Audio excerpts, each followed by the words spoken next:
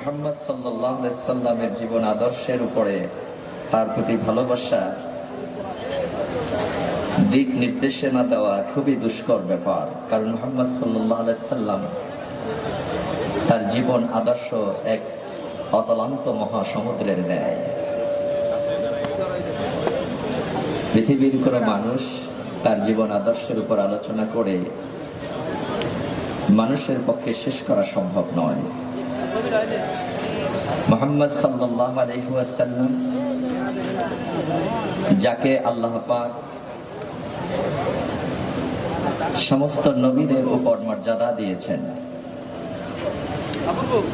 যার মর্যাদা দিয়েছেন আল্লাহ পাকের অসংখ্য সৃষ্টির মধ্যে শ্রেষ্ঠতম সৃষ্টি হিসাবে আল্লাহ যাকে মঞ্জুর করেছেন।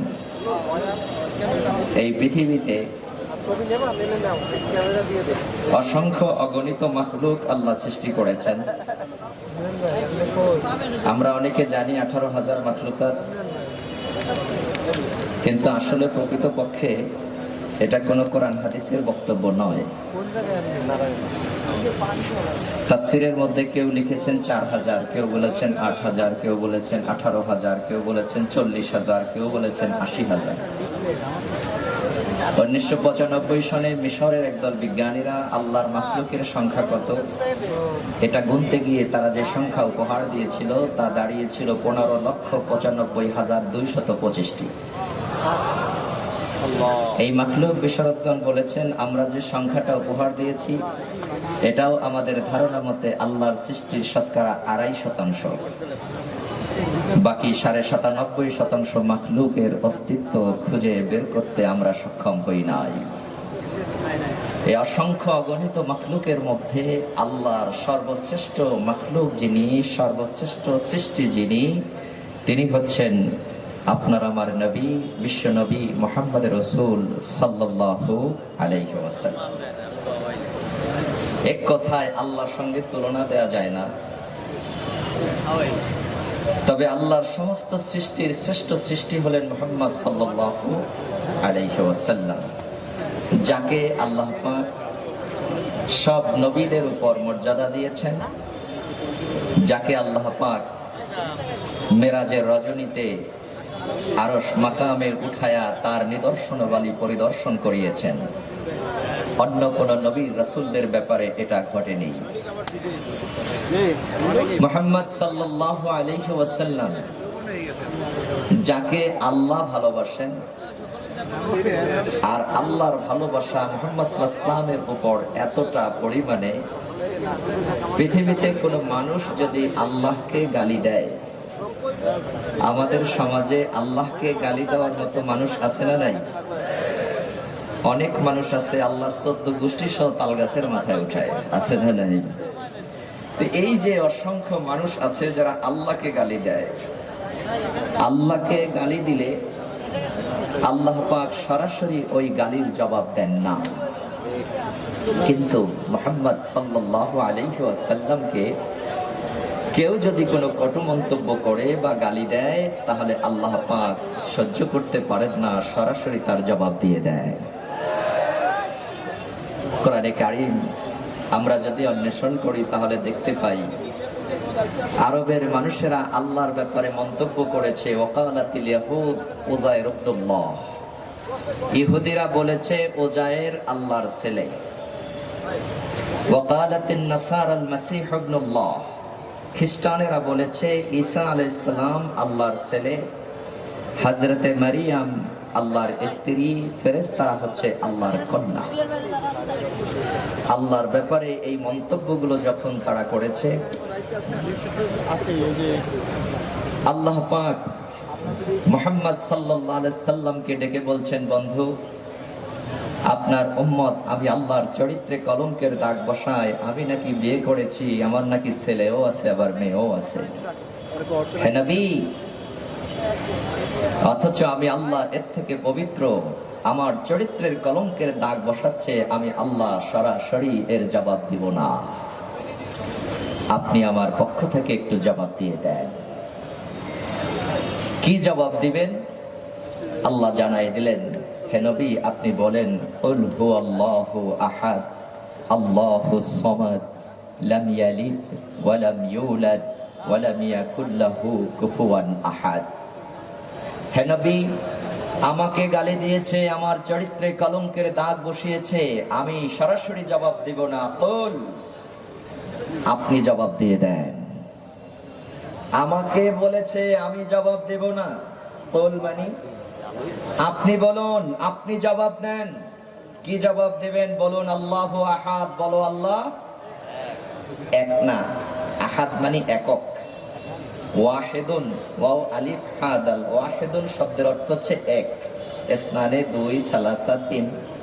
আর আলিফ হা দাল আহাদুন শব্দের অর্থ হচ্ছে একক, যার দ্বিবচন এবং বহুবচন নাই। বলুন আল্লাহ একক, আল্লাহুস সামাদ, তিনি কারো মুখাপেক্ষী নন। লাম ইয়ালিদ ওয়া লাম ইউলাদ, নিজে জন্মগ্রহণ করেন নাই, কাউকে জন্ম দেন নাই। ওয়া লাম ইয়াকুল লাহু কুফুয়ান আহাদ, আকাশ আর জমিনে আল্লাহর সমকক্ষ আর কেউ নাই। আল্লাহর ব্যাপারে মন্তব্য করেছে, আল্লাহ সরাসরি জবাব না দিয়ে মুহাম্মদ সাল্লাল্লাহু আলাইহি সাল্লামের মাধ্যমে জবাব দেয়ালেন। আর এই মানুষেরা যখন মুহাম্মদ সাল্লাল্লাহু আলাইহি সাল্লামকে নিয়ে মন্তব্য করেছে, নবী মুহাম্মদ সাল্লাল্লাহু আলাইহি সাল্লামকে বলেছেন আনতা শায়রুম মাজনুন, আপনি একজন পাগল কবি। যখন মানুষেরা মুহাম্মদ সাল্লাল্লাহু আলাইহি সাল্লামকে পাগল বলেছে, সরাসরি তখন আল্লাহ পাক জবাব দিয়ে বলছেন মা সাহিবুকুম বিমাজনুন, তোমাদের সাথী আমার বন্ধু পাগল নয়। এই জায়গায় কুল শব্দ আল্লাহ বলেন নাই যে হে নবী আপনি বলুন আমি পাগল নই, আমি ভালো মানুষ, এ কথা আপনি বলুন। এই কুল শব্দ বাদ দিয়ে সরাসরি আল্লাহ জবাব দিয়ে বলছেন মা সাহিবুকুম বিমাজনুন, তোমাদের সাথী আমার বন্ধু পাগল নয়। আবার মক্কার মানুষেরা রাসূলকে বলছেন লাস্তা মুরসালান, আপনি রাসূল নন, আপনি রাসূল দাবি করেছেন। আল্লাহ মুহাম্মদ সাল্লাল্লাহু আলাইহি ওয়াসাল্লামকে জানায় দিচ্ছেন হে বন্ধু, রাসূল বানিয়েছি আমি আল্লাহ। আর এই মানুষেরা বলে আপনি রাসূল নন, আপনি ওদের কথায় বেজার হবেন না, আমি আল্লাহ জবাব দিচ্ছি। আল্লাহ বলছেন ইয়াসিন ওয়াল কুরআনিল হাকিম ইন্নাকা লামিনাল মুরসালিন। আল্লাহ বলছেন ওয়াল কুরআনিল হাকিম, বিজ্ঞানময় কোরআনের কসম। মক্কার মানুষেরা আপনাকে বলে লাস্তা মুরসালান, আপনি রাসূল নন, কিন্তু আমি আল্লাহ কোরআনের কসম খেয়ে বলছি ইন্নাকা লামিনাল মুরসালিন, অবশ্যই আপনি আল্লাহর রাসূল। আল্লাহকে কেউ কিছু বললে আল্লাহ সরাসরি জবাব দেয় না, কিন্তু রাসূলকে আল্লাহ এতটা পরিমাণ ভালোবাসেন যে রাসূলকে কেউ কিছু বললে আল্লাহ পাক সহ্য করতে পারেন না, সরাসরি জবাব দিয়ে দেয়। মুহাম্মদ সাল্লাল্লাহু আলাইহি ওয়াসাল্লাম বসা আছেন, এর পাশেই আবু বকর, অপর পাশে হযরতে ওমর রাদিয়াল্লাহু তাআলা আনহু বসা। এমন সময় বনি তামিম গোত্রের একদল মানুষ রাসূল সাল্লাল্লাহু আলাইহি ওয়াসাল্লামের সামনে এসে ডেকে বলছেন ইয়া রাসূলুল্লাহ, আপনি আমাদের বনি তামিম গোত্রের একজন নেতা নির্বাচন করে দেন, যার নেতৃত্ব আমরা মেনে চলব। আল্লাহর রাসূল কিছু বলতে না বলতেই পাশ থেকে হযরত আবু বকর বলছেন শোনো, বনি তামিম গোত্রের নেতা হবে আকরা ইবনে হাবিস। আবু বকর এই কথা বলার সাথে সাথে অপর পাশ থেকে হযরত ওমর বলছেন না, বনি তামিম গোত্রের নেতা হবে কাকা ইবনে মাবাদ। হযরত আবু বকর বলছেন না, আকরা ইবনে হাবিস। ওমর বলছেন না, কাকা ইবনে মাবাদ। আবু বকর ওমর রাসূল সাল্লাল্লাহু আলাইহি ওয়াসাল্লামের সামনে দুইজনে তর্ক করতেছেন। তর্ক করলে পরে গলার আওয়াজ বাড়ে না কমে?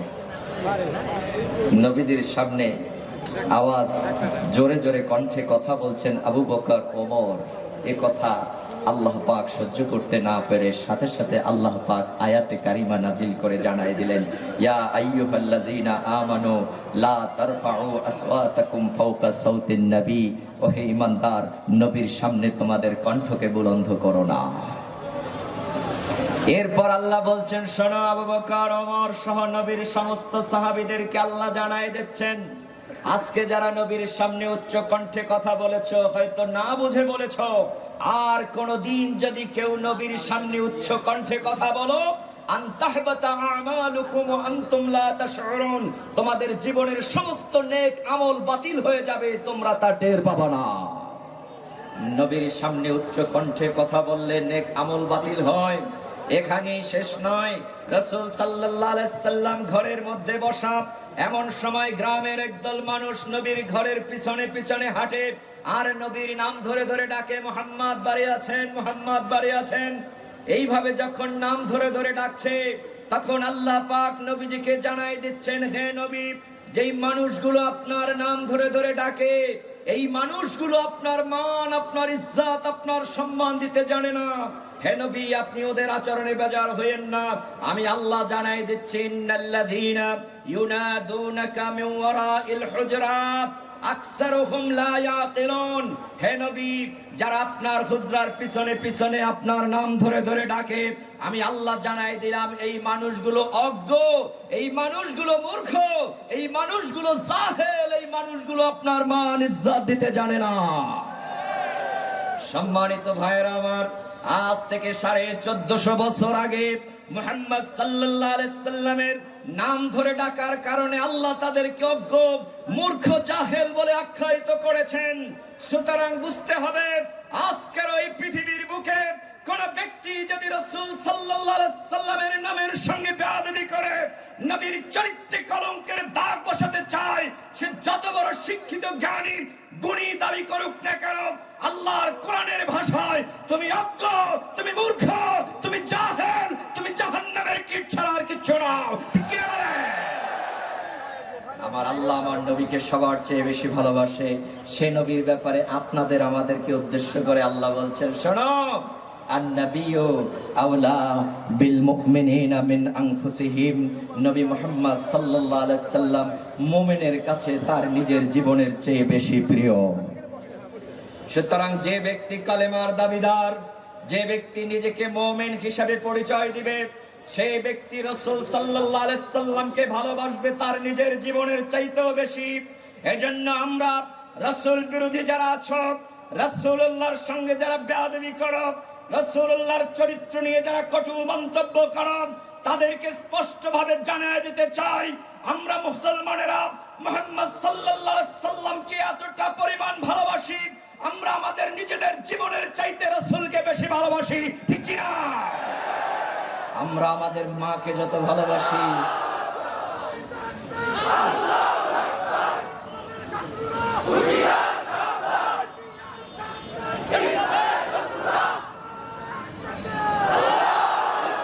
আমরা আমাদের মাকে যত ভালোবাসি, তার চেয়ে আমার রাসূলকে আমি বেশি ভালোবাসি। আমরা আমাদের বাবাকে যত ভালোবাসি, তার চেয়ে আমরা আমাদের রাসূলকে বেশি ভালোবাসি। হযরতে ওমর রাদিয়াল্লাহু তাআলা আনহুর হাত ধরা আমার নবী, এই অবস্থায় হযরতে ওমর রাদিয়াল্লাহু তাআলা আনহু রাসূল সাল্লাল্লাহু আলাইহি ওয়াসাল্লামকে ডেকে বলছেন, ইয়া রাসূলুল্লাহ, আমি আপনাকে সবার চেয়ে বেশি ভালোবাসি, তবে আমার জীবনের চেয়ে একটু কম। আল্লাহর রাসূল বলেন, ওমর, এটা ঠিক হয়নি। হযরত ওমর কিছুক্ষণ পর বলছেন, ইয়া রাসূলুল্লাহ, আমি আমার জীবনের চেয়ে আপনাকে বেশি ভালোবাসি। আল্লাহর নবী বলছেন, ওমর, এবার ঠিক হয়েছে। কারণ মুহাম্মদ সাল্লাল্লাহু আলাইহি সাল্লাম যাকে ভালোবাসতে হবে হৃদয়ের চেয়ে বেশি, নিজের চেয়ে বেশি, আল্লাহ পাক, আল্লাহর নবী বলছেন, লা ইউমিনু আহাদুকুম হাত্তা আকুনা হাব্বা ইলাইহি মিন ওয়ালিদিহি ওয়া ওয়ালাদিহি ওয়ান নাসি আজমাইন। তুমি ততক্ষণ পর্যন্ত মুমিন হতে পারবে না যতক্ষণ না পর্যন্ত আমি নবী মুহাম্মদ সাল্লাল্লাহু আলাইহি সাল্লাম তোমার ছেলে মেয়ে, পিতা মাতা, ভাই বোন, আত্মীয় স্বজন, বন্ধু বান্ধবের চেয়ে বেশি প্রিয় না হব। মুমিন হতে হলে সবার চাইতে রাসূলকে বেশি ভালোবাসতে হবে। ঠিক কি না? সুতরাং আপনি মুমিন দাবি করবেন, অথচ রাসূলের প্রেম ভালোবাসা আপনার অন্তরে থাকবে না, আপনি মুমিন দাবি করতে পারেন না। ঈমানের মূল দাবি হচ্ছে মুহাম্মদ সাল্লাল্লাহু আলাইহি সাল্লামকে সবার চেয়ে বেশি ভালোবাসতে হবে, নিজের জীবনের চাইতেও বেশি। সম্মানিত ভাইয়েরা আমার, সুতরাং মুহাম্মদ সাল্লাল্লাহু আলাইহি ওয়াসাল্লাম যিনি আমাদের অনুসরণীয়, অনুকরণীয়, তার প্রেম এবং ভালোবাসার বহিঃপ্রকাশ ঘটবে তার আনুগত্যের মাধ্যমে। ঠিক কিনা বলেন? এজন্য আল্লাহ পাক বলছেন, কুল ইন কুনতুম তুহিব্বুনাল্লাহ ফাত্তাবিউনি ইউহিব্বুকুমুল্লাহ ওয়া ইয়াগফির লাকুম যুনুবাকুম আল্লাহু গফুরুর রহিম। আল্লাহ বলছেন, কুল, হে নবী আপনি বলে দেন, ইন কুনতুম তুহিব্বুনাল্লাহ, যদি তোমরা আল্লাহকে ভালোবাসতে চাও, ফাত্তাবিউনি, তাহলে আমি নবীর ইত্তেবা করো, নবীর অনুসরণ অনুকরণ করো। আমি আপনাদের কাছে জানতে চাই, ইত্তেবা হচ্ছে অনুসরণ এবং অনুকরণ, ঠিক কিনা বলেন? এখন অনুসরণ অনুকরণ করব মুহাম্মদ সাল্লাল্লাহু আলাইহি ওয়াসাল্লাম। মুহাম্মদ সাল্লাল্লাহু আলাইহি ওয়াসাল্লাম একজন মানুষ ছিলেন, ঠিক কিনা বলেন? না জিন ছিলেন, না ফেরেশতা ছিলেন? তাহলে মুহাম্মদ সাল্লাল্লাহু আলাইহি ওয়াসাল্লাম একজন মানুষ, আপনি আমি কি? জোরে বলেন। আপনি আমি যেই মানুষ, মুহাম্মদ সাল্লাল্লাহু আলাইহি ওয়াসাল্লামও সেই মানুষ। তবে মানুষের মধ্যে পার্থক্য আছে না নাই? রাস্তার পাথর আর আপনার হাতের আংটির পাথর সমান মর্যাদার নয়, ঠিক কিনা? তাহলে মুহাম্মদ সাল্লাল্লাহু আলাইহি ওয়াসাল্লাম মানুষ ছিলেন, আপনি আমিও মানুষ। এই পৃথিবীতে মানুষ বেঁচে থাকার জন্য দুনিয়ার বুকে যা কিছু করে, আপনি আমি দুনিয়ার বুকে যা কিছু করি, মুহাম্মদ সাল্লাল্লাহু আলাইহি ওয়াসাল্লাম মানুষ হিসেবে সে কাজগুলো করেছেন কি করেন নাই? জোরে বলেন। আপনি রাস্তায় হাঁটি, মুহাম্মদ সাল্লাল্লাহু আলাইহি ওয়াসাল্লাম হেঁটেছেন, ঠিক কিনা? আপনি আমি ঘুমাই, রাসূল সাল্লাল্লাহু আলাইহি ওয়াসাল্লাম ঘুমিয়েছেন। আপনি আমি খাই, মুহাম্মদ সাল্লাল্লাহু আলাইহি ওয়াসাল্লাম খানা পিনা করেছেন। আপনি বিবাহ শাদী করেছেন, আমার নবীও বিবাহ শাদী করেছে। আপনার ছেলে মেয়ে হয়েছে, আল্লাহর রাসূলের ছেলে মেয়ে হয়েছে। সুতরাং আপনিও মানুষ, রাসূলুল্লাহ মানুষ, রাসূলের অনুগত হবে। এটার মাধ্যমে আপনিও মানুষ, রাসূল সাল্লাল্লাহু আলাইহি ওয়াসাল্লামও মানুষ ছিলেন। আপনি দুনিয়ায় যে কর্মকাণ্ডগুলো করে বেড়ান, আমার রাসূলও সেই একই কর্মকাণ্ড করেছে। তবে আনুগত্য হবে এখানে, আপনার কর্মকাণ্ড যদি রাসূলুল্লাহর কর্মকাণ্ডের সঙ্গে মিলায় নিতে পারেন, সেটার নাম হবে আনুগত্য, ঠিক কিনা?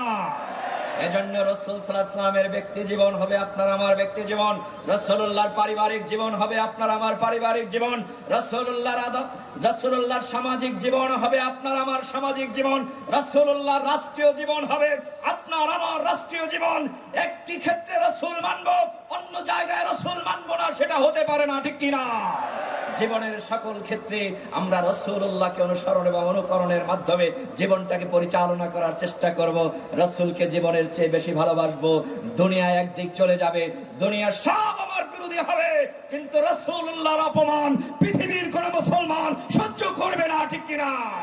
আল্লাহ আমাদেরকে রাসূলের প্রেম এবং ভালোবাসা অন্তরে যেন বাড়ায় দেন।